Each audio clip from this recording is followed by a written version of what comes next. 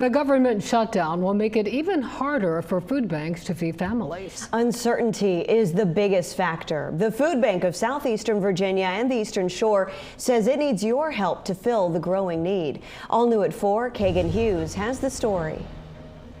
The Foodbank of Southeastern Virginia and the Eastern Shore says this is creating another obstacle for families who struggle with food insecurity. The opportunity potentially for more neighbors to have to come to us for assistance is always what we're kind of thinking about. The federal workers have been paid on October 1st, but many of us could not go without pay for the next paycheck. CEO and president of the food bank, Chris Tan, says a prolonged shutdown not only affects federal workers, but also those who receive help from the government. We expect to see, if this lasts longer than a week or so, or even less than that, we'll start to see our lines increase. So that's number one. Number two, we know that the benefits like WIC are potentially in play after the next week. We don't know the realities of SNAP and all of that. And the impacts trickle down and affect food banks and food pantries. The food that we get from the government, the USDA food, some of that is done by federal employees. So in the future, if this lasts longer than a week or so,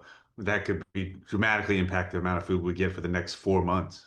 The Foodbank of Southeastern Virginia and the Eastern Shore says it's working with its 225 partners in preparation for the demand. We also are going to look at where our distribution sites are in relation to naval bases and in relation to places where the civilian military workforce is. And then we're going to pivot if we need to. And if this is your first time using the food bank services, head over to wavy.com to find the closest distribution.